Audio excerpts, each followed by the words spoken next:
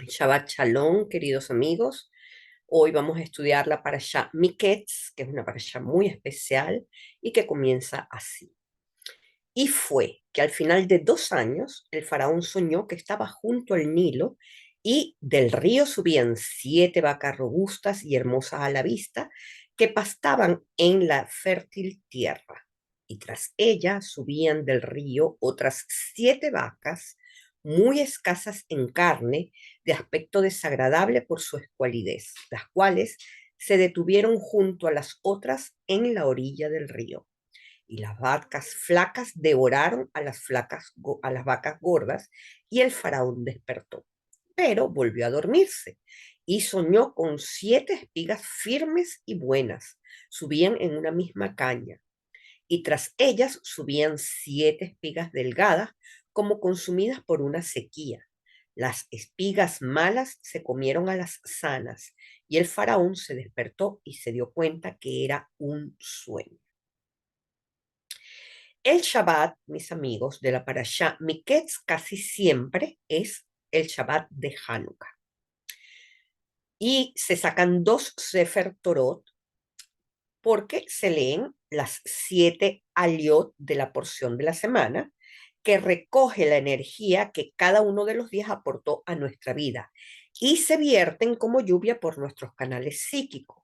Esto pasa siempre, pero Miketz tiene este componente de ayuda financiera muy interesante. Fíjense que el término Ketz, que significa tanto fin como límites, indica que la energía que recibimos ayuda a que el tiempo lineal converja con el tiempo espiritual. Es un momento en que lo invisible se hace manifiesto y esto es lo que sucede con los sueños proféticos, mis amigos, cuando esto se cumple. Ketz es como decir, bueno, hasta aquí fue espiritual y ahora eso espiritual va a manifestarse, que no siempre es con la misma exactitud del sueño profético en la forma, pero sí en la esencia, ¿verdad?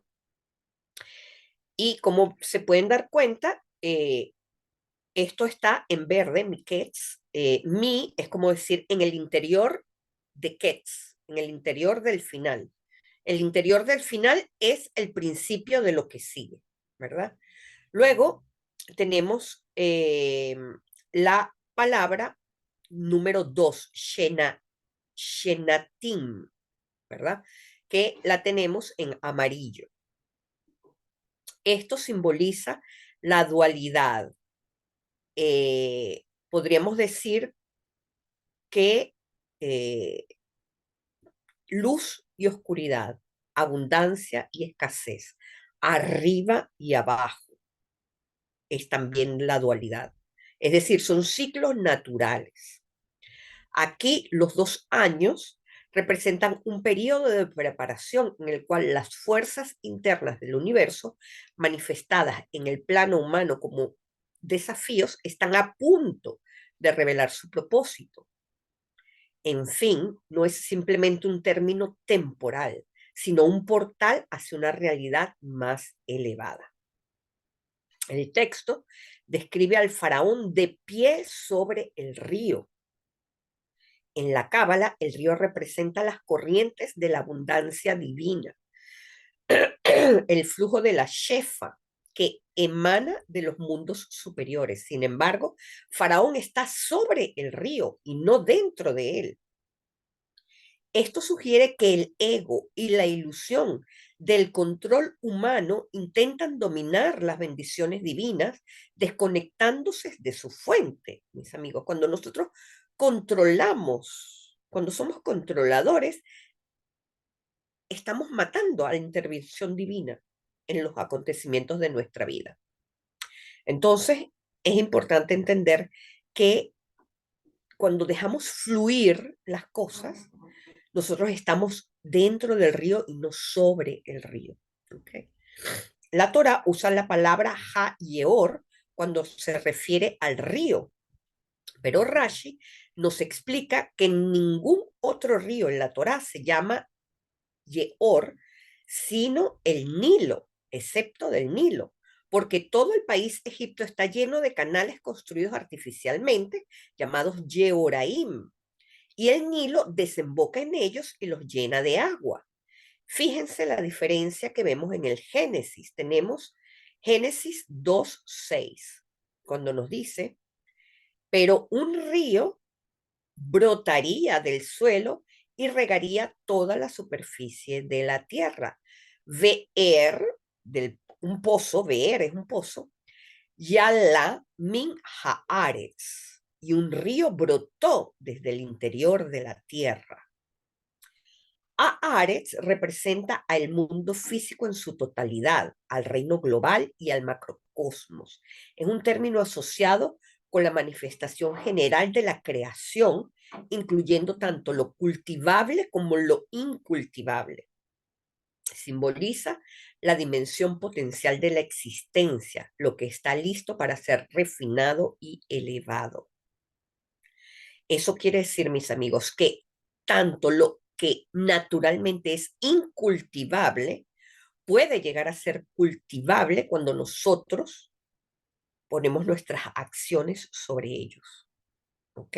Cuando nosotros refinamos ese espacio interior.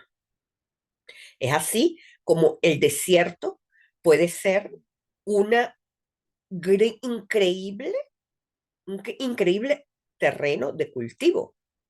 ¿Por qué? Porque la tecnología, que es el refinamiento del intelecto, ¿verdad? Se ha elevado al punto de que donde no hay posibilidades de cultivar, se cree un paraíso terrenal. Luego tenemos Adamá, y se refiere específicamente a la tierra cultivable, al suelo fértil que tiene la capacidad de generar vida. Y esto está relacionado con el acto de crear y producir, lo cual está conectado etimológicamente con Adam, con humanidad, destacando el rol del ser humano como colaborador en el proceso creativo. Adamá representa la receptividad, el lugar donde las energías celestiales, que son el agua, la lluvia, las bendiciones, se concretan en frutos tangibles. La relación entre Haaretz y Adamá es similar a la interacción entre lo espiritual y lo físico, entre lo potencial y lo manifiesto, o entre el creador y el receptor. Este versículo describe la dinámica de cómo el flujo espiritual desciende para nutrir y transformar, mis amigos. Entonces aquí tenemos ya un primer aspecto de lo que es Miketz como para allá de producción, de productividad, ¿verdad? Vamos a ver otro ejemplo también de cómo la Torá se refiere a las diferentes maneras de expresar lo que es un río. Dice en el Génesis 2:10, un río sale del Edén para regar el jardín y luego se divide en 4 brazos. Vena'a yetse me Edén. Entonces podemos ver aquí otra variación de la palabra río, que esta vez sale del yetse, del mundo de la forma, y va hacia el interior de Malhut porque se divide en 4 brazos. Siempre el número 4, como les dije, está asociado a Malhut. El río del Nilo entonces representa el fluido de energía que circula por los senderos del árbol de la vida. De allí que el río Nilo en la época faraónica era un dios. Esto quiere decir que el río es una metáfora del flujo constante de energía divina, pero su manifestación depende de nuestra capacidad para recibirlo, para crear esos canales que van a permitirnos recibir el agua. Las vacas hermosas representan el estado de receptividad ideal, donde la abundancia fluye sin restricciones. Sin embargo, las vacas flacas simbolizan los bloqueos espirituales, donde el flujo se interrumpe debido al juicio severo a la falta de mérito. La Cábala enseña que la realidad física es un reflejo de la realidad espiritual. Cuando las vacas flacas devoran a las vacas gordas y saludables, se alude al concepto de clipot, las cáscaras o las fuerzas de impureza que consumen a la luz divina dejando solo un vacío, que es lo mismo que veníamos hablando en el atributo de Benaké. Eso mismo es lo que la impureza produce en nosotros, mis amigos. Un vacío existencial, un, un- una cosa que uno dice, bueno, algo me pasa, algo me falta y no sé qué es. Eso es producto de la contaminación o de la impurificación.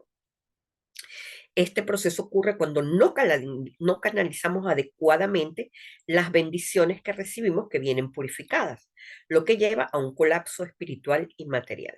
Ahora, ¿cuál es la metáfora sobre estos canales que son construidos por seres humanos para recepcionar el Nilo?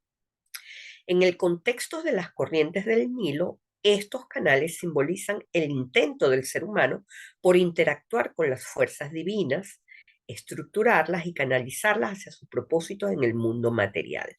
Aquí tenemos todas las técnicas que ustedes pueden ver eh, en las redes, en YouTube, en donde sea, para progresar económicamente. Miras esto, piensas así, escribe esto, haz lo otro. Pero pocas personas se ocupan de ir a el origen, que es el mérito, que es la parte espiritual, para que esos desbloqueos, ¿verdad? Puedan operar, de trabajar el egoísmo, de trabajar nuestras sombras, para que naturalmente esos bloqueos permitan que la chefa fluya en nuestra vida.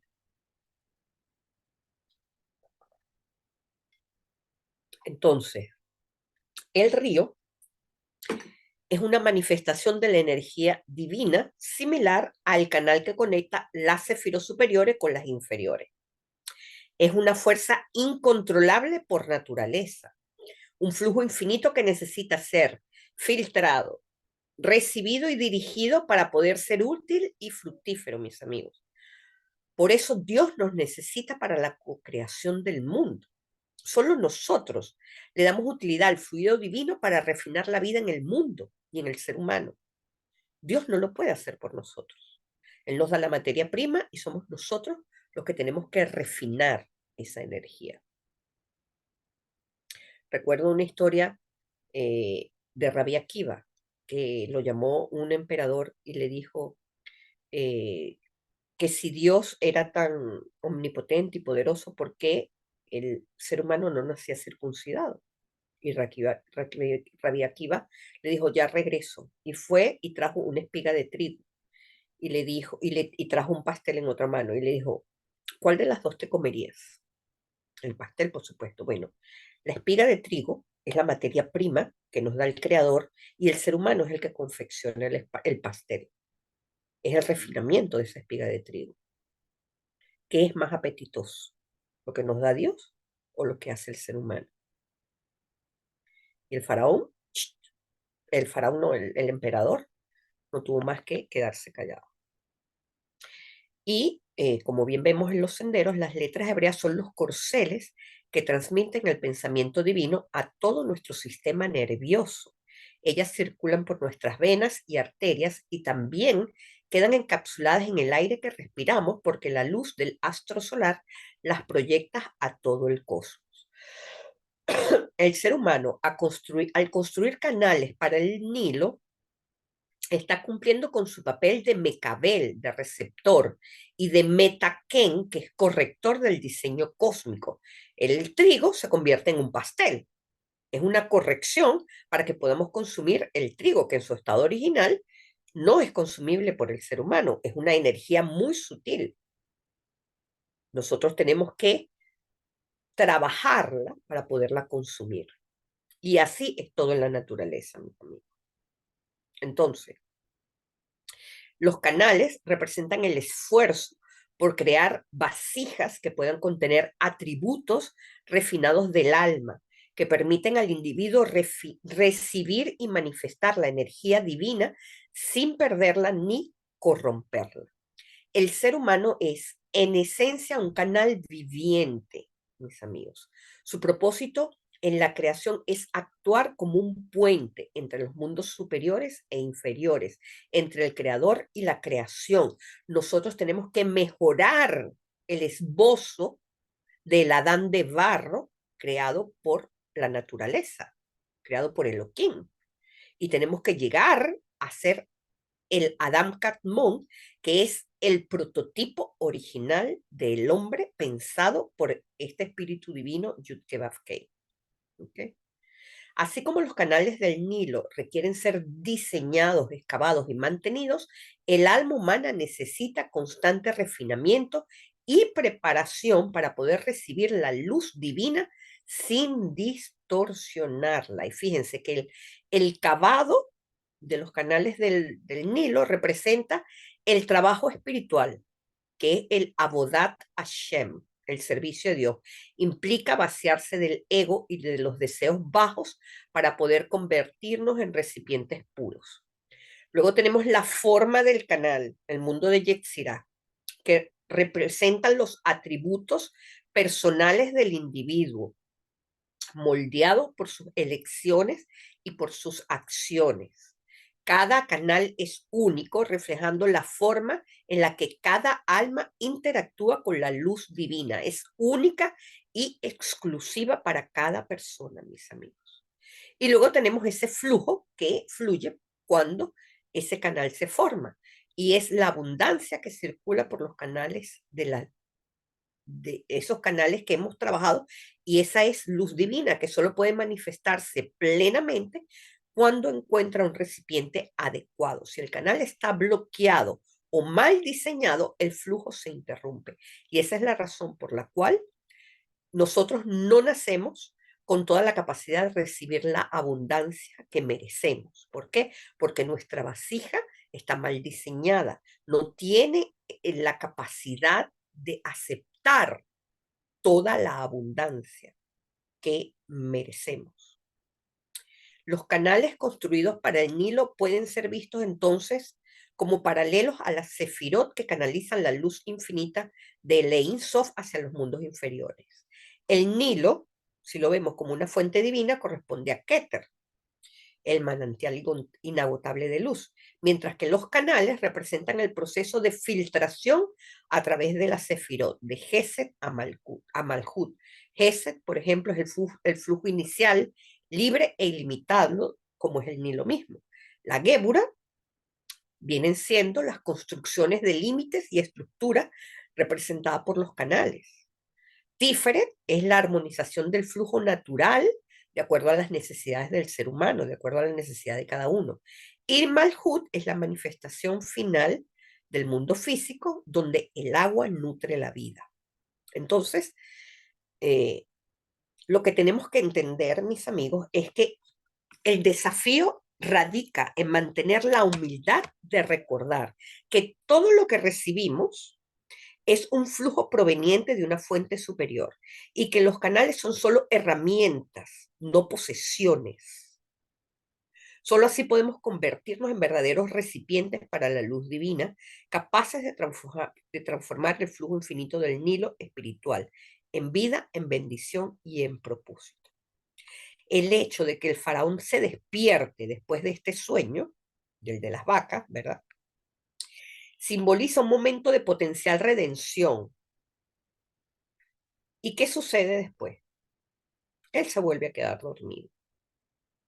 Y es cuando sueña con la polaridad negativa nuevamente. Esto nos indica que una vez que respondemos al llamado espiritual de nuestra alma, una vez que despertamos, no debemos darnos el lujo de volvernos a dormir.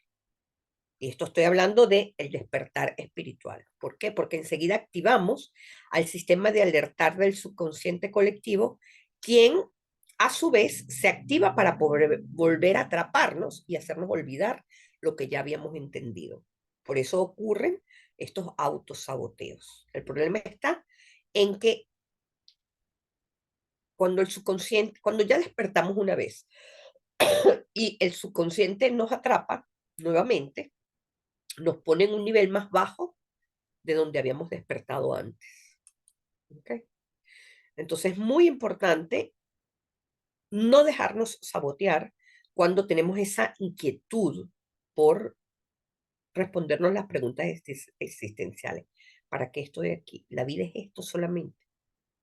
No puede ser. O sea, Nosotros, una creación tan perfecta no está aquí solamente para levantarse, bañarse, comer, ir a trabajar, reproducirse y acostarse a dormir nuevamente. Tiene que haber algo más porque tanta perfección no es en vano. Y eso es lo que tenemos que tener como certeza, ¿verdad? Entonces, en el concepto cabalístico, el sueño representa la desconexión del mundo de Atzilut, que es el plano más elevado donde todo es unidad. Y la vigilia es la oportunidad de traer esa unidad al plano de la acción. Sin embargo, el despertar del faraón es incompleto, pues sigue atrapado en la ilusión del control humano sobre la providencia divina. Y es por eso que se vuelve a dormir y vuelve a tener el sueño de las espigas. Ya lo de las vacas había sido una advertencia y él vuelve a quedarse dormido y vuelve a soñar con las espigas. Y fíjense que Joseph también había soñado con espigas. Entonces es como que sí, ya había la profecía de que era Joseph quien iba a interpretar este sueño del faraón. Luego vemos en Génesis 41:14, donde nos dice, entonces el faraón mandó a llamar a Joseph y lo sacaron rápidamente del calabozo. Le cortaron el pelo, se cambiaron de ropa y se presentó ante el faraón. El acto de faraón mandar llamar a José es Vaishlach paró Vaikra et Joseph. Está en amarillo. Recuerden que hay una porción que se llama Vaikra, que es como un llamado íntimo, un llamado a acercarse, ¿verdad? Pero es una cosa bien personal, así como si yo le digo a alguien, ven, ven, ven que voy a contar algo, algo así, ¿verdad? Algo muy íntimo entre dos personas. Y eso simboliza el despertar que Yesod le hace a Malhut para reconocer la sabiduría oculta en Yesod, representado por Yosef. El verbo vayeritzu lo sacaron rápidamente, indica urgencia, pero también un camino instantáneo de estado, un cambio, perdón, un cambio instantáneo. Sabes, a veces nosotros decimos, me dicen, Maciel, las cosas de un día para otro, no sé, sucedió como un milagro. Bueno, eso es un proceso que viene sucediendo en el mundo espiritual y que de repente sucede en el mundo de Malhut como un cambio instantáneo. Pero de instantáneo no tiene nada, es un proceso que viene sucediendo. En el lenguaje cabalístico, este movimiento repentino alude al fenómeno de diluj, que quiere decir salto, donde un alma atraviesa niveles de conciencia sin pasar gradualmente por cada etapa intermedia. Es decir, la Neshama hizo tal proceso de purificación que se manifestó como un milagro en Malhut. Es un acto de Gesed que acelera la redención del alma. Luego tenemos el Minjabor, que es el calabozo, y también simboliza la experiencia del Simsum, que es un estado en donde la luz divina parece ausente. La rapidez con la que Yosef es extraído representa la transición del ocultamiento a la revelación, donde el alma recupera su conexión con el flujo divino. Y esto se hace en un instante. Luego tenemos en violeta el corte de pelo, Vaigalaj, Vaigalej o Vaijalef. En la cábala, el cabello está asociado con las fuerzas de Gébura, con los juicios, ya que representan una extensión externa de la energía espiritual. Al cortar su cabello, Joseph elimina los juicios severos que lo rodeaban durante su tiempo de prisión, limpiando su energía y preparándose para recibir su nueva luz. Por el contrario, el practicante o el estudiante de Torah que se deja crecer la barba está extendiendo ese poder hacia su sefirot emocional. Se dan cuenta que el pelo es como una materia, es una fuerza como neutra.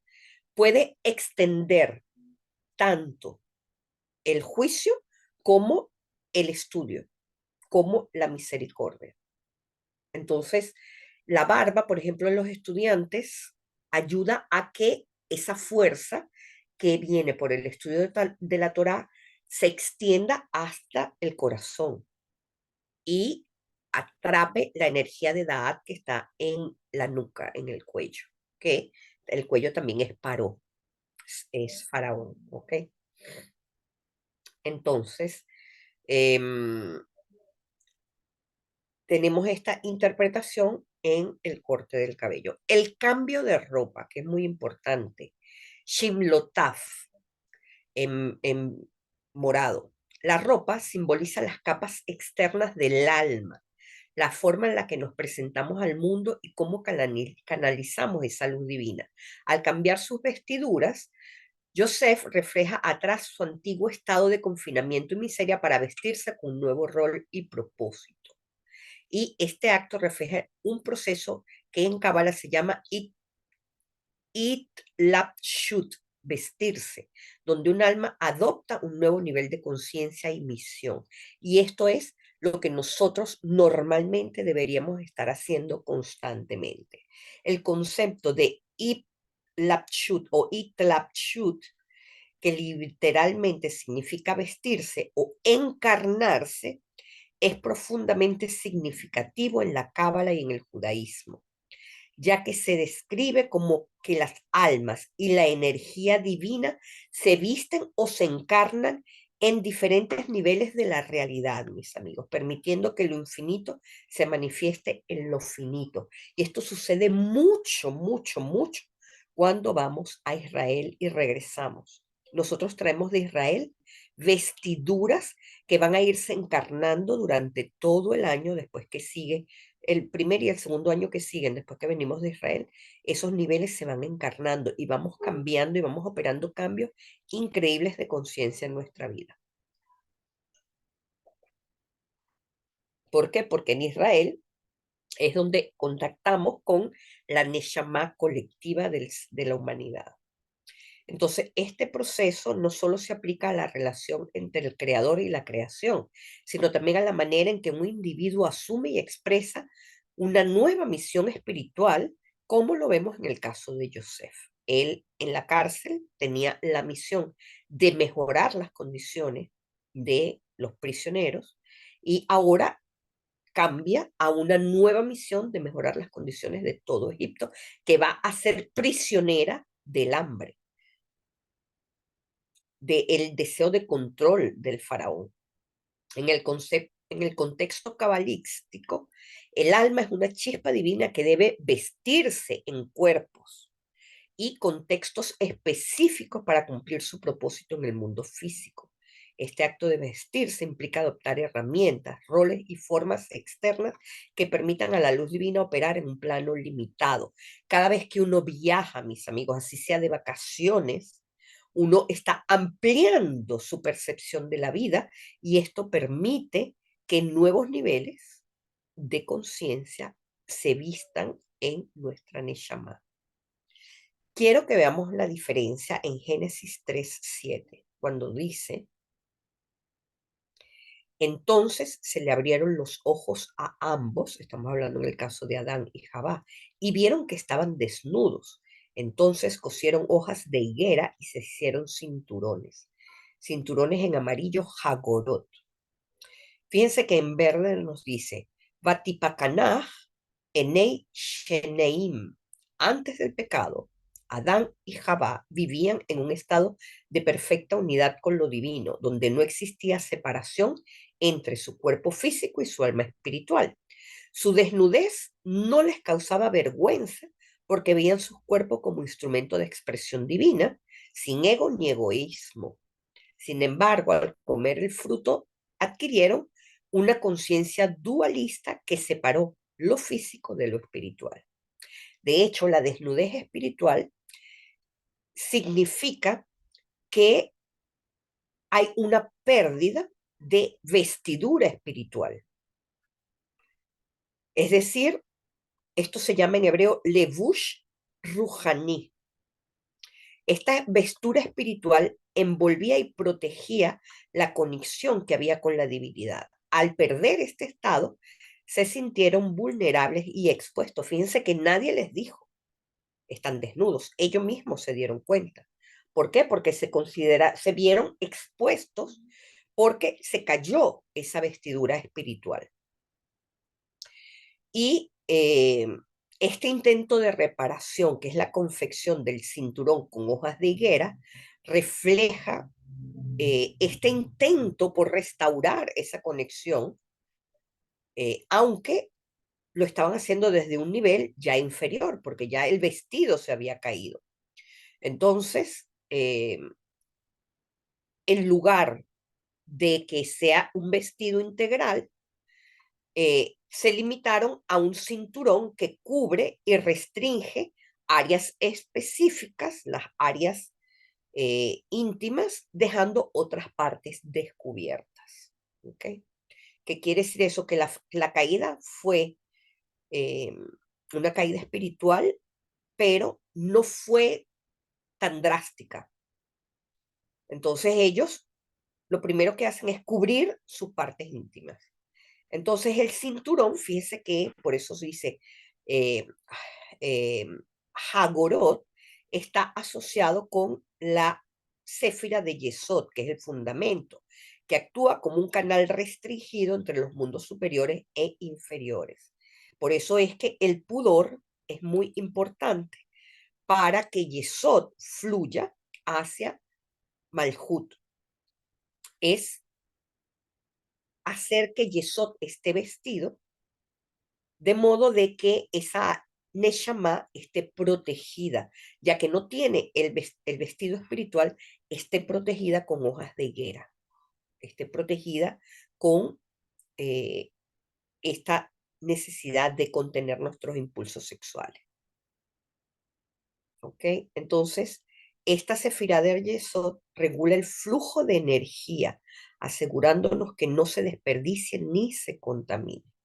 A diferencia del cinturón, el vestido que cubre todo el cuerpo proporciona una protección integral que hoy en día nosotros lo necesitamos, porque esto simboliza o representa un estado en el que la espiritualidad impregna todas las áreas de nuestra vida, cubriendo y transformando tanto lo externo como lo interno, porque no tenemos una cobertura natural. Entonces tenemos que vestirnos completamente para que eh, estemos, nuestra Neshama simbólicamente esté impregnada de espiritualidad a través de esa ropa que nosotros usamos.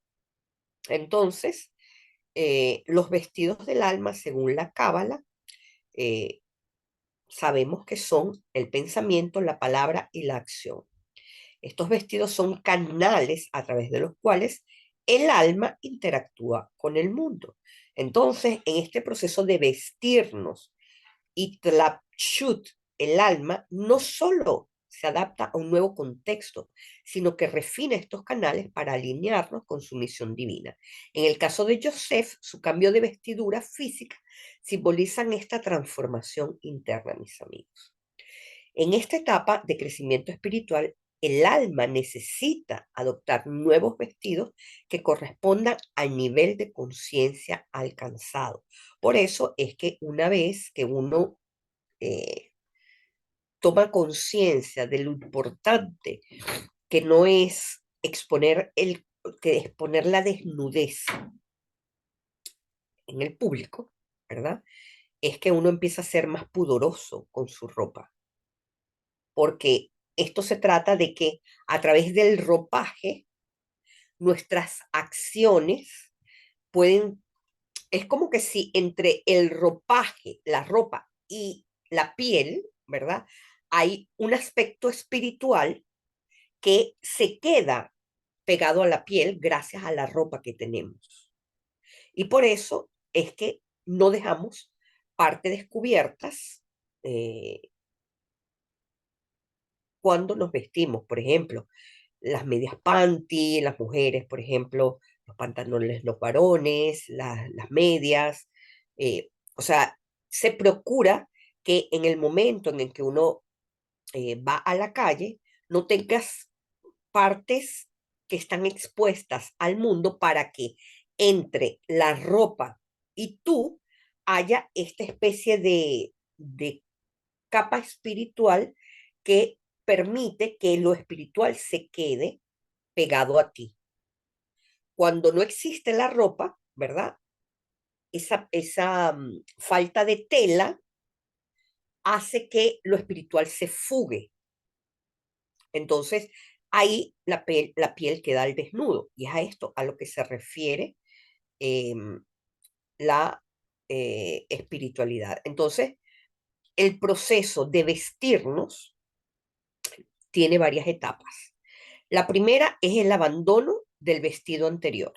¿Qué quiere decir esto? Que tenemos que, para asumir una nueva misión, uno debe desprenderse de las limitaciones y paradigmas asociados con su estado anterior. Es decir, las creencias que se asocian a nuestro estado anterior y la manera como hablamos de ellas. A veces, cuando uno habla, ¿verdad? El subconsciente de repente te saca eh, esas cosas. Ahí es cuando decimos Hasbe Shalom, Bleain Ara, ¿verdad? Porque estamos eh, anulando palabras que tenemos en el subconsciente y que están creando una realidad constante sin que nos demos cuenta. Cuando nos damos cuenta, las anulamos, pero la mayoría de la gente no se da cuenta y eso implica una manera de vestir al alma, esa manera como hablamos. Por eso el refinamiento en el habla es supremamente importante, mis amigos, porque ese refinamiento va a darnos una vestidura que aunque no lo creamos y no lo entendamos, pasa a ser fundamental en nuestro crecimiento espiritual. Luego tenemos la preparación interna. Antes de vestirnos con un nuevo nivel de conciencia, el alma necesita purificarse y alinearse con el propósito divino. En el caso de Joseph, el corte de cabello y el cambio de vestidura reflejan esta preparación. Y luego tenemos la integración de un nuevo vestido, que es ese nuevo nivel que va a encarnar el alma. Una vez que el alma adopta ese nivel de conciencia, debe aprender a vivir en armonía con ella, integrando las nuevas herramientas y responsabilidades que le han sido dadas. Joseph, al presentarse ante el faraón, encarna este proceso y su transformación externa refleja una madurez espiritual interna. Entonces, este relato nos invita a reflexionar sobre nuestras propias transiciones de oscuridad a la luz.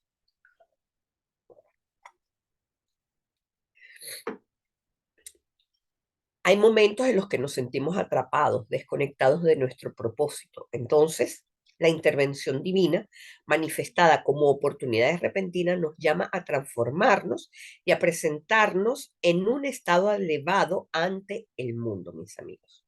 Así como Joseph pasó del confinamiento a la grandeza repentina, nosotros también podemos cruzar nuestras limitaciones internas y convertirnos en vehículos de luz y de bendición para los demás. Esto es como trabajar duro cavando un pozo y de repente surge el agua de él en donde todos van a beber. Sin el trabajo previo es imposible encontrar el agua que hará que todo cambie en ese terreno, que lo hará prosperar enriqueciéndolo. La clave radica en la paciencia y en aceptar la transformación con humildad, permitiendo que el flujo divino nos eleve hacia nuestra verdadera misión. Entonces, mis amigos, si resumimos, la manera en cómo hablamos, la preparación emocional, que es esa preparación interna, es trabajar esos atributos, es luchar contra nuestro propio egoísmo, es luchar con nuestra mezquindad, contra nuestra avaricia, contra nuestra codicia. Todo eso es la preparación interna que permite que el nuevo vestido se encarne en nosotros y así poder disfrutar de esas bendiciones que nos trae esa nueva vestidura. Luego tenemos, vamos a ver Génesis 41:25, que dice, y Joseph respondió a Faraón, los sueños de Faraón son solo uno. A Faraón se le ha hecho saber lo que Dios va a hacer. Si somos objetivos, mis amigos, debemos preguntarnos, ¿cómo el faraón va a escuchar a un expresidiario? Esto no tiene sentido. Imagínense que el presidente de la República va a escuchar a el expresidiario que salió de Tocorón. El expresidiario salió de Tocorón y va a Francia para que Macron lo escuche. ¿Acaso Macron lo va a escuchar? Es algo parecido a eso. O Trump, para que entiendan mejor. Nosotros sabemos quién es Joseph, pero el faraón no lo sabía en aquel momento, ni nadie de la época lo sabía. Asimismo, los sabios se hacen la misma pregunta. ¿Cómo es posible que el faraón escuchó a Joseph? La respuesta nos los da un midrash del Sefer Hayashar, que dice, el Espíritu de Dios invadió a Joseph y él supo de inmediato todo lo que le iba a suceder al rey en el futuro y también la correcta interpretación de su sueño. Y el rey respondió a Joseph y él dijo, ¿quién puede decir y quién puede saber si tus palabras son correctas? El faraón tuvo la duda. Y Joseph le dijo al rey, esto sea una señal para ti en cuanto a la exactitud de mis palabras y el valor de mi consejo. He aquí que tu mujer te dará hoy un hijo y te alegrarás con él, pero cuando este niño nazca, tu hijo primogénito que nació hace 2 años morirá y tú tendrás consuelo por el niño que te ha nacido hoy. Y cuando Joseph terminó su discurso, se inclinó ante el rey y se fue. Apenas Joseph se había alejado de la presencia del rey cuando se cumplieron todas las señales que Joseph había anunciado. La reina dio a luz un hijo aquel día y cuando el rey oyó la noticia se alegró mucho por su hijo. Cuando el mensajero se alejó de la presencia del rey, los sirvientes del rey encontraron al primogénito del rey tendido muerto en el suelo. Y hubo un gran llanto y lamento en la casa del rey. Y el rey le oyó y le dijo, ¿cuál es la causa de ese gran lamento que he oído aquí en casa? Y le informaron al rey que su primogénito había muerto. Y él también supo en ese momento que todas las palabras que Joseph había dicho eran correctas. Y el rey se sintió consolado por la pérdida de su hijo a través del niño que nació ese día, conforme a las palabras de Joseph. Y después de estas cosas, el rey envió y convocó a todos sus príncipes y súbditos y a todos los gobernadores de las provincias del rey, y todos ellos vinieron ante el rey, y el rey les habló acerca de Joseph y dijo, he aquí que ustedes han oído y visto todo acerca de las palabras de este hombre hebreo, y también todas sus señales, y ni la más pequeña de sus palabras ha caído a tierra. Y ahora ustedes saben que su interpretación de mi sueño es correcta y que seguramente se hará realidad. Por lo tanto, consulten juntos lo que se debe hacer para salvar al país del hambre. Investiguen y busquen si pueden encontrar por aquí a un hombre con tanta sabiduría y conocimiento en su corazón, y yo lo pondré a salvar la tierra. Es decir, esto no fue soplar y hacer botella. Habéis oído el consejo del hebreo sobre este asunto para salvar de este modo a toda la tierra del hambre, y estoy convencido de que no hay otro medio de salvar la tierra excepto por su consejo. Y todos respondieron al rey diciendo, es bueno el consejo que el hebreo ha ofrecido sobre este asunto. Y ahora, oh mi Señor, he aquí que todas tus tierras están en tus manos y haz lo que mejor te plazca, y a quien tú elijas y a quienes creas que es lo suficientemente sabio como para poder salvar el país con su sabiduría, ese es el hombre a quien el rey debe nombrar en toda la tierra y darle poder. Y el rey dijo a todos sus oficiales, he pensado que puesto que el Señor ha hecho saber a este hebreo todas estas cosas, no hay nadie tan discreto y sabio como él en toda la tierra. Y si os parece bien, lo pondré sobre la tierra y él salvará al país de toda su sabiduría. ¿Por qué les cuento yo todo esto, mis amigos? Porque nosotros, cuando así nos lo demuestra la Torá, cuando nosotros vemos un cambio repentino, nosotros creemos que se hizo así y que se dio como un milagro. Y no, hay todo un proceso que ocurre sin que lo sepamos, que ocurre en forma invisible detrás del escenario para que ese milagro se produzca. Y eso es lo que va a suceder con Hanukkah, mis amigos. Por eso esta es la parashá de Hanukkah. Hanukkah está iluminando áreas de nuestra vida en donde se está iniciando un proceso para que durante todo el año operemos milagros, ¿verdad? Que no son realmente milagros, sino son coordinaciones de la mente inteligente de la divinidad para que nosotros, como lo vemos de manera instantánea, vemos operar un cambio instantáneo, entonces creemos que es un milagro. Entonces la pregunta es, ¿cómo doblegamos a Yesod a pesar de no tener el mérito? Porque es allí donde está el problema. El problema está que lo que impide que la luz y el milagro ocurra es los bloqueos que tenemos en Yesod.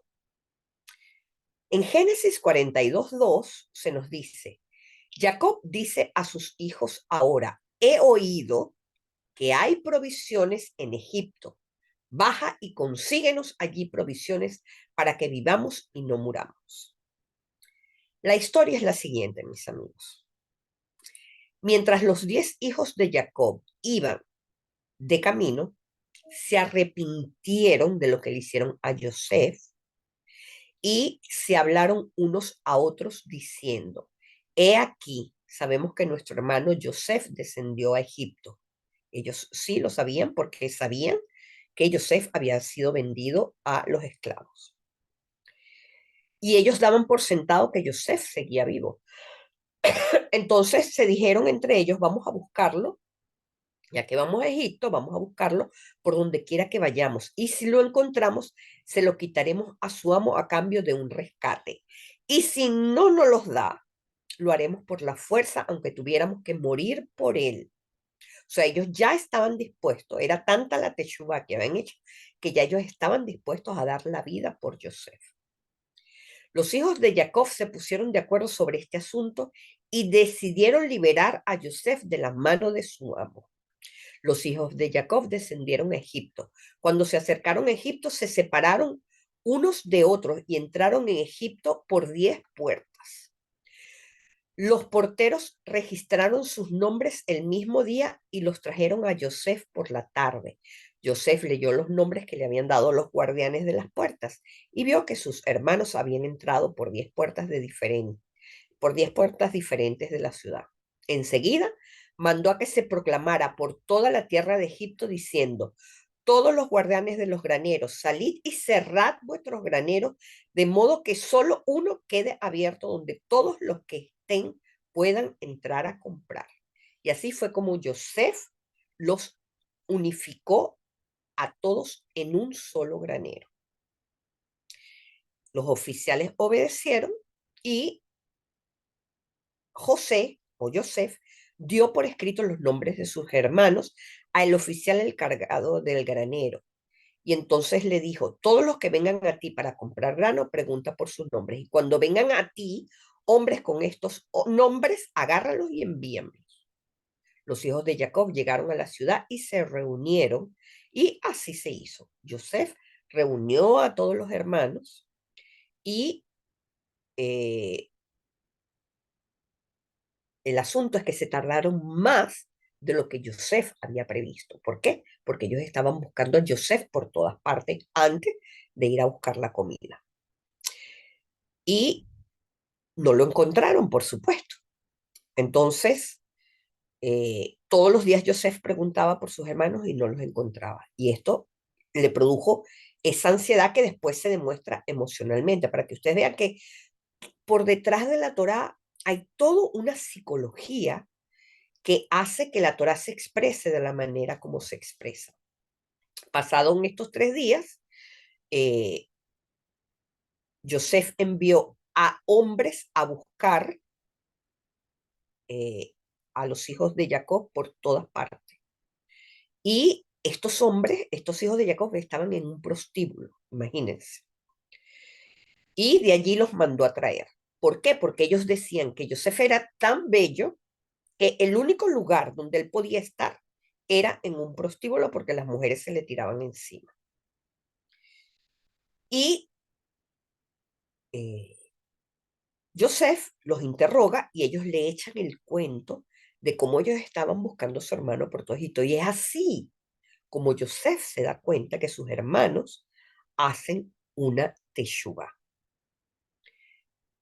Entonces, Joseph los acusa de espías, ahí viene la historia de cuando, para inculparlos y todo aquello, y sabemos que Joseph los acusa de espías porque estos tenían que ver con los meraglim, que más adelante serían los que producirían que el pueblo hebreo no entraría en Egipto.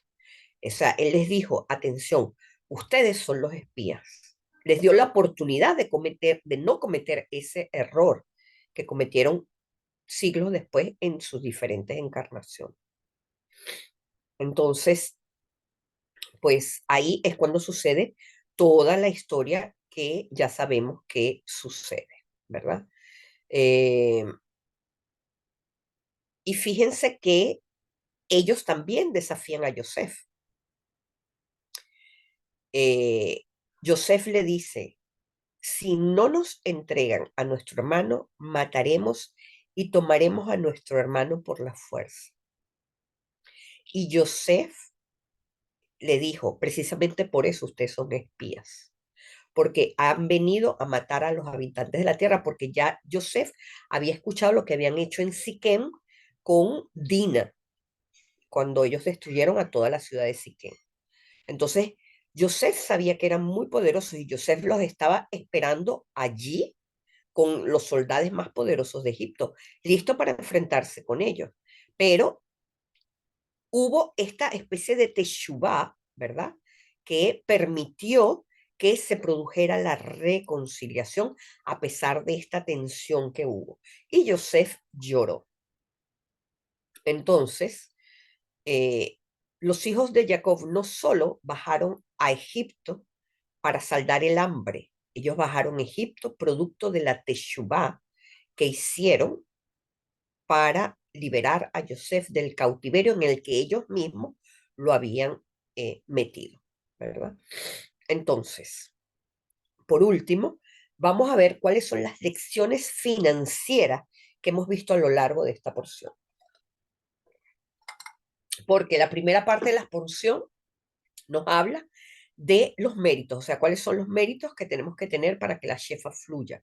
El control del egoísmo, o sea, el egoísmo, soltar el control, todo lo que ya hablamos, ¿verdad? Entonces, ahora vamos a hablar específicamente de las acciones propias que Joseph hizo para hacer que Egipto progresara y que el mundo entero fuese aliviado del hambre. Fíjense que Joseph enseña al faraón a almacenar durante los años de abundancia para los años de escasez. Y lo primero que hace Joseph es exigirle el diezmo a todos los habitantes de Egipto como un impuesto. Él se los exigió para que la gente eh, en su suministro tuvieran bendiciones, para que les recayera bendiciones directamente en sus suministros, porque José representaba directamente a toda la Torá, evidentemente. Entonces él los puso a diezmar para que tuvieran bendiciones. Entonces, la primera práctica, y esto es algo que hacen todos los millonarios del mundo, es el diezmo, mis amigos. La bolsa de valores, que es en la fábrica donde se produce dinero, está llena de judíos y todos diezman, todos. Luego, punto número 2. O sea, punto número 1, guardar el diezmo y otorgarlo. ¿Por qué? Hay una diferencia, fíjense que lo vimos en las lecciones pasadas, hay una diferencia en otorgar el diezmo y no otorgarlo. La diferencia es que al otorgarlo tenemos la satisfacción de que recibimos la bendición y nos sentimos bien y estamos trabajando conscientemente nuestra generosidad. Cuando no lo otorgamos, el dinero igual lo vamos a perder porque no nos pertenece, no se nos dañará el carro Hasbe Shalom, la nevera, algo sucederá que hará que ese dinero tenga que salir de nuestro bolsillo, ¿verdad? Pero tenemos la amargura de que nos ocasionó un problema mayor y un conflicto mayor, nos dejó parar la autopista el carro, la nevera nos dañó la comida, en fin. El no otorgarlo siempre nos enseña a través de una clipa, de un conflicto, que ese dinero no nos pertenece. Y eso pueden contar que es así, es una ley, mis amigos. Léanse El hombre más rico de Babilonia. Léanse todos los libros de las personas que más han progresado en el mundo. El diezmo es la práctica que produce bendiciones, que desconecta el mundo de los finales de Ketz y los conecta a el mundo de la vina, del sustento, de la provisión. Eso es el diezmo. Luego, ahorrar, mis amigos. Y esto es destinar un porcentaje fijo de nuestros ingresos para el futuro. ¿Qué quiere decir esto? Que salgan pelos, salgan ranas, salgan lo que salga, yo tengo que ahorrar, aunque sea un 1% de mi salario, lo que sea, porque ese ahorro me va a traer un ahorro más grande y un ahorro más grande y me va a producir el placer de querer al dinero. La mayoría de la gente no quiere al dinero. La mayoría de la gente quiere gastar el dinero. Pero querer el dinero significa querer tenerlo con uno. Y eso nos los da el ahorrar. El ahorrar nos va creando ese placer de querer poseer el dinero. ¿Ok? Número 3, diversificar, mis amigos. ¿Qué quiere decir esto? Joseph diversificó la inversión en muchas áreas dentro de Egipto, porque si te falla una, tienes la otra. ¿En qué nosotros diversificamos? Nosotros podemos diversificar en bienes raíces. Les voy a hablar de las diversificaciones que son aseguradas. En la bolsa de valores, no en opciones, sino en acciones. La bolsa de valor hay que comprar cuando está baja porque ella va a subir siempre y siempre va a bajar. Siempre va a subir y siempre va a bajar. Es un juego, mis amigos. Sube cuando la gente compra y baja cuando la gente vende. Entonces, nosotros estamos entonces tú compras bajo, ¿verdad? Y fíjense, Netflix fue una acción que la gente la compró de 200 euros y subió a 934 euros.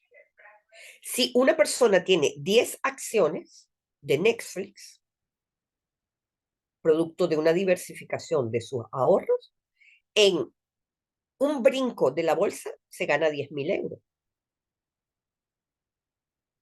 Vende y vuelve a comprar porque la acción va a volver a caer. Y vuelve a comprar cuando la acción cae. Eso es una diversificación. La otra es bienes raíces. Una persona no, fíjense algo, esto es supremamente importante, mis amigos. Todo la diversificación depende mucho del país donde vivamos. En Francia, por ejemplo, los intereses del real estate son fijos y son bajos. Entonces vale la pena endeudarse. En Estados Unidos depende de dónde te logres el financiamiento, ¿verdad? Los intereses son fluctuables y lo que estás pagando es puro intereses. Si ustedes tienen una hipoteca y lo que están pagando es intereses, olvídenlo. Eso no es negocio. Es mejor quedarse alquilado. Si en cambio el interés es fijo y es bajo, como sucede en Francia, entonces vale la pena una hipoteca, pero no para vivir, mis amigos. Vale la pena la hipoteca para rentar y que esa renta haga que la hipoteca se pague a sí mismo y te deje una ganancia. Esa ganancia la acumulas para comprar una segunda pieza, un segundo mueble, hasta que puedas tener suficientes inmuebles para que todos ellos te produzcan una ganancia en el que tú puedas vivir en tu propia casa y nunca pagues un céntimo de tu bolsillo. Todo te lo paga tu arrendatario. Eso es una manera de diversificar los bienes. Cuando no es el caso, cuando es el caso de España, cuando es el caso de Estados Unidos, que la gente lo que hace es pagar intereses de un préstamo, olvídenlo, eso no es negocio, eso es botar el dinero, están botando el dinero. Entonces, en países así, en donde la gente vive pagando es el interés de la tarjeta de crédito y consumiendo, lo que hay que hacer es salir de deudas, salir de las deudas y no tomar créditos. Porque mientras más crédito, más intereses pagas y menos ves el rendimiento de tu capital. Y en cuanto te des cuenta, quedas quebrado. Hasbe shalom. ¿Ok? Entonces, tenemos ventas, eh, bienes raíces, inversiones de la bolsa. Son tres maneras de diversificar nuestros ingresos, de modo de que si falla uno, tenemos el otro, y si falla otro, tenemos el otro.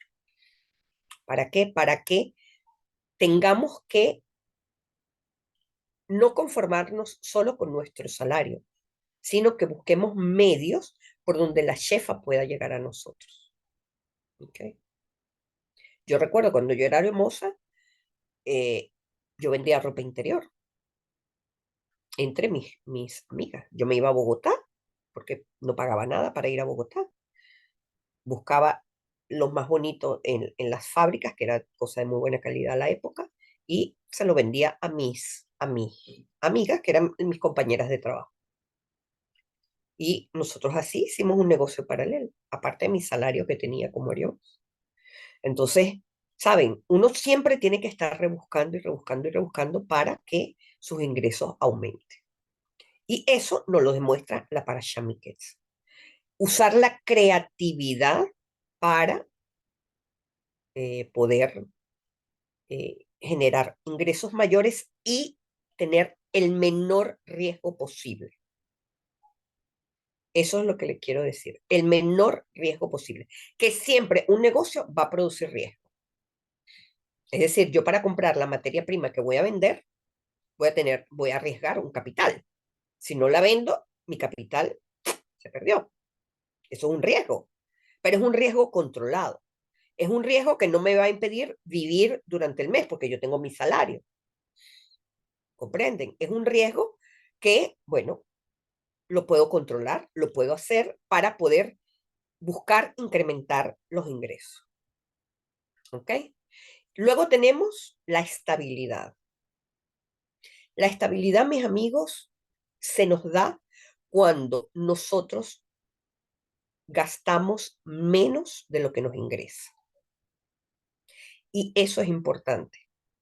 Ser creativos con la comida, porque la mayoría de nuestros ingresos se gastan en vivienda y en alimentación. Entonces, ser creativos en la comida hace que uno ahorre mucho dinero. No comer en la calle hace que uno ahorre mucho dinero. No fijarse en las superficialidades y en las banalidades de lo que los otros tienen y de lo que los otros quieren aparentar, nos hace ahorrar mucho dinero, mis amigos. Entonces, eh, yo no les estoy diciendo no se vistan con ropa de marca.